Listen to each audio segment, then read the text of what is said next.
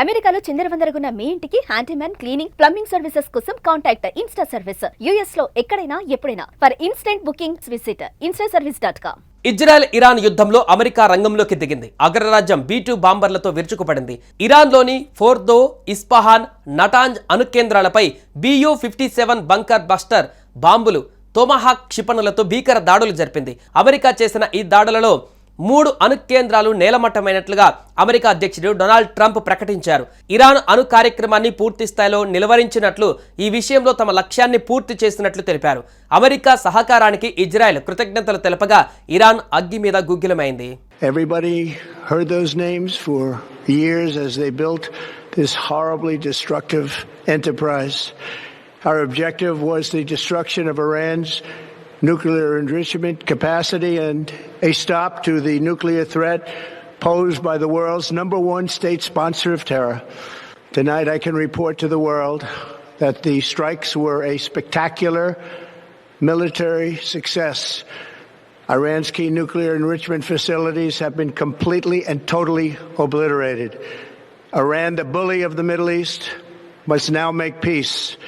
If they do not, future attacks will be far greater and a lot easier.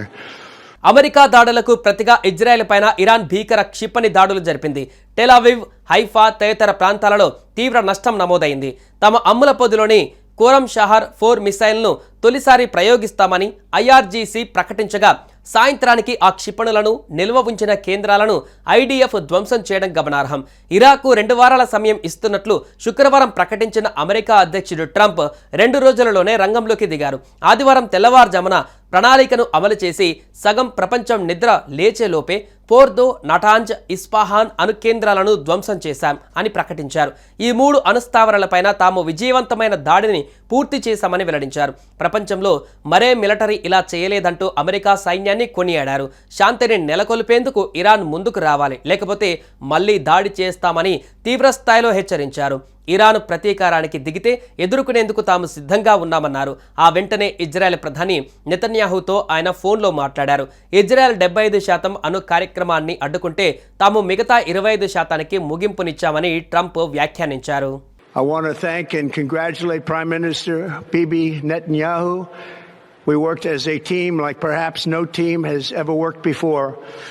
And most importantly, I want to congratulate the great American patriots who flew those magnificent machines tonight, and all of the United States military on an operation the likes of which the world has not seen in many, many decades. Hopefully we will no longer need their services in this capacity.